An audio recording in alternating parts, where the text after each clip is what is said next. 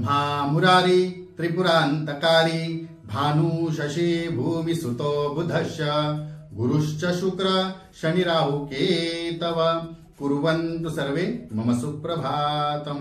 श्री गुरुदेव दत्त, श्री स्वामी समर्थ। सुप्रभात मंडळी, अध्यात्म कलियुगातल्या चॅनलवरती मी वैदिक ज्योतिषी गणेश शास्त्री शुक्ल आपल्या सर्वांचे स्वागत करतो। आपले साप्ताहिक राशी भविष्य आहे जे 28 ऑक्टोबर ते 3 नोव्हेंबर पर्यंत असणार। मित्रांनो, येणाऱ्या दिवाळीच्या सर्वांना हार्दिक शुभेच्छा। आपला व्हिडिओ आधीच त्याच्या आधी अपलोड होतो, म्हणजे 29 तारखेला पाहायला मिळेल आणि 28 तारखेनंतरचं हे भविष्य कथन असतं। त्यानुसार आपल्याला सांगतो मित्रांनो, जी दिवाळी आहे या दिवाळीबद्दल थोड्या लोकांच्या मनात जो संभ्रम आहे तो दूर करण्यासाठी मी छोटासा प्रयत्न करतो। तर लक्षात ठेवा, 29 तारखेला धनत्रयोदशी आहे। 30 तारखेला पाणी भरणे किंवा संध्याकाळी विहिरीची पूजा करणे किंवा आपण ज्या भांड्यामध्ये गरम पाणी तापवतो आंघोळीसाठी आदल्या दिवशी, तर त्याची पूजा आपल्याला करायची आहे 30 तारखेला। नरक चतुर्दशी मित्रांनो आहे 31 तारखेला, म्हणजे पहिली आंघोळ। 1 तारखेला लक्ष्मी पूजन आहे, लक्ष्मी कुबेर पूजन आहे मित्रांनो। त्याचप्रमाणे 2 तारखेला बलिपतिव्रत आहे, दिवाळीचा पाडवा म्हणतो ते, म्हणजे गोवर्धन पूजा किंवा बलीची पूजा जी केली जाते गावामध्ये ते। आणि 3 तारखेला मित्रांनो यमद्वितीया म्हणजे भाऊबीज आहे। हे लक्षात ठेवा, यात काही संभ्रम करू का, फक्त एकच दिवसाचा थोडासा वर पुढे झालेला आहे। आधी खूप वेळा ते झालेलं आहे, दाते पंचांगाचा मी आपल्याला संदर्भ देऊन सांगत आहे, तर त्यानुसार करा, कुठलाही संभ्रम मनामध्ये ठेवू नका। मित्रांनो, अजूनपर्यंत आपले चॅनल सबस्क्राईब केलं नसेल तर लवकरात लवकर सबस्क्राईब करा, बेल आयकॉन दाबा, शेअर करा, जास्तीत जास्त लोकांपर्यंत व्हिडिओ पोहोचवा, म्हणजे काही अडचणी असतील एखाद्या आयुष्यामध्ये जे रेमेडीज करून त्यांना सोडवता येतील ते सोडवण्यासाठी प्रयत्न आपल्याला आणि मला दोघांनाही करता येईल आणि त्यांच्या अडचणी दूर होईल।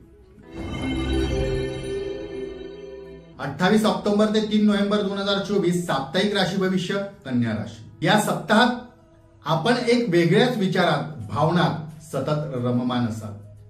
सतत मनामध्ये प्रेमाची भावना असेल, आपुलकीची भावना असेल, किंवा या काळामध्ये आपल्याला कोणीतरी समजून घ्यावं, आपल्यावर जीवापार प्रेम करावं, आपलीही काळजी घ्यावी, अशा काही चांगल्या प्रेमिक भावना आपल्याला उद्भवत राहतील।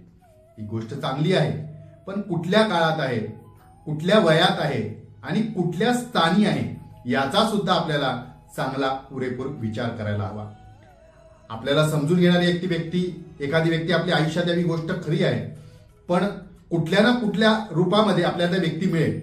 ती समजून घेण्याचं किंवा त्या व्यक्तीला समजून घेण्याचं जे कला कौशल्य आहे किंवा ज्या काही गोष्टी आहेत या सुद्धा समजून घेणं आपल्याला खूप गरजेचं आहे। म्हणजे नक्की गोड बोलणारी व्यक्ती, आपली काळजी घेणारी व्यक्ती ही आपलीच आहे का, तर आपल्यासाठीच ती आपली काळजी घेते आहे का, ती तिच्या स्वार्थासाठी असं वागतंय, हे सुद्धा आपल्याला समजून घेणं खूप गरजेचं आहे। जर ह्या सगळ्या गोष्टी आपण लक्षात घेतल्या आणि ती व्यक्ती योग्य असेल तर नक्कीच आपण त्यांच्याशी संबंध ठेवा, त्यांच्या गोष्टींचा आपण फायदा घ्या किंवा त्यांच्याकडनं ते प्रेम आपल्याला अपेक्षित आहे ते मिळू शकते किंवा मिळवा।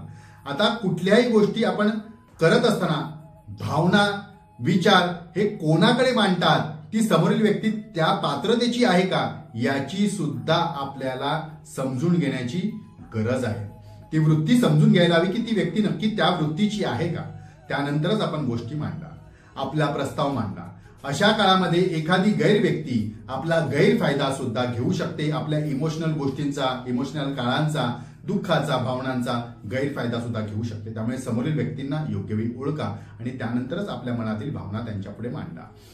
तर या सगळ्या गोष्टी आपल्याला सावधपणे पाळायच्या आहेत, सावध राहायचं आहे। आता नोकरी व्यवसायामध्ये आपली वृद्धी होईल, चांगला असणार नोकरी व्यवसायामध्ये तितका काय मोठा आपल्याला नुकसान होणार नाही, आर्थिक लाभही होत राहतील, प्रेमाच्या भावना सतत जागृत होतील। एखादी नवीन व्यक्ती आपल्या आयुष्यामध्ये येऊन आपल्या प्रेमाचे नाते प्रस्थापित करण्यासाठी आपल्याला योग्य संधी सुद्धा मिळेल, योग्य व्यक्ती सुद्धा मिळेल। परंतु हे सर्व करत असताना मी जे आधी सांगितलंय गोष्टी की काय सांभाळायचं आहे आणि काय सांभाळून आपल्याला काय गोष्टी करायच्या आहे, ह्या जर पाळल्या तर नक्कीच सर्व गोष्टी आपल्या मनाप्रमाणे घडतील। हा दिवाळीचा काळ खूप आल्हाददायक, खूप उत्साहपूर्वक, आनंददायक आपल्या आयुष्यामध्ये घडणार आहे। ह्या दिवाळीमध्ये आपल्याला नवीन काहीतरी मिळणार आहे, इतकं नक्की। या सप्ताहामध्ये आपल्यासाठी शुभ तारखा असणाऱ्या 30 आणि 1, शुभ अंक असणाऱ्या 4 आणि रंग असणाऱ्या डार्क निळा याचा आपण लाभ करून घ्या। मित्रांनो, या साप्ताहिक राशी भविष्यामध्ये जी रेमेडीज आहे ती अशी आहे, लक्षात ठेवा। प्रत्येक वेळी आपण दान धर्म करतो, व्रतवैकल्य करतो, पण दिवाळीचा काळ हा उत्साह साजरा करण्याचा असतो, इतरांच्या आयुष्यामध्ये आनंद निर्माण करण्याचा असतो आणि त्यांचा आनंद पाहून आपल्या आयुष्यामध्ये सुद्धा आपण आनंद, उत्साह भोगायचा असतो, उपभोगायचा असतो, उत्साह मान्य करायचा असतो।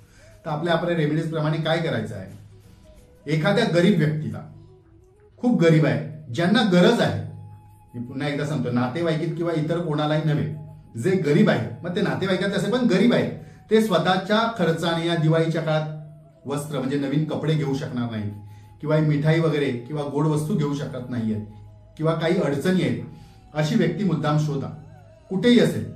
त्या व्यक्तीला आपण एक नवीन वस्त्र, कपडे, जर स्त्री असेल तर साडी चोळी, एखादी लहान मुलगी असेल तर तिला फ्रॉक, एखादा मुलगा, लहान मुलगा असेल तर त्याला कपडे, एखादा मोठी व्यक्ती असेल तर त्यांना कपडे, त्यांच्या म्हणजे त्यांच्या परिधान करता येतील असे कपडे आपण मुद्दाम त्यांना गिफ्ट म्हणून द्या. एक मिठाईचा बॉक्स द्या. आणि ते अशी व्यक्ती असावी जे दिवाळीच्या काळात तुम्ही दिलेले वस्त्र परिधान करतील, म्हणजे त्यांच्याकडे आणि कपडे नाहीयेत दुसरे घालण्यासाठी आणि तुम्ही दिलेले कपडे ते त्या दिवाळीच्या दिवशी घालून आनंद साजरा करतील, त्यांना आनंद वाटेल आणि ते आतून हॅप्पी होतील, अशा व्यक्तींना द्या. अशा व्यक्तींचे आशीर्वाद आपल्याला मिळाल्यामुळे आपल्याला सुद्धा खूप आनंद होईल. ह्या गेल्या वर्षी मी खूप लोकांना ही रेमेडीज व्यक्तीच्या सांगितली होती, आम्ही सुद्धा केली होती. तर तो जो उत्साहाचा काळ असतो की नाही, त्यामुळे खरंच आपल्यावरती लक्ष्मीची कृपा होते. लक्ष्मी सुद्धा आनंद दिल्याने आनंद साजरा आपल्याला प्राप्त होते. आपण इतरांना दिल्यानंतर आपल्याला प्राप्त होतो. आनंद तसाच असतो. आनंद या जीवनाचा सुगंधा परी दरवळावा, जिजुनी स्वतः चंदनासी दुसऱ्यास मधुगंध द्यावा.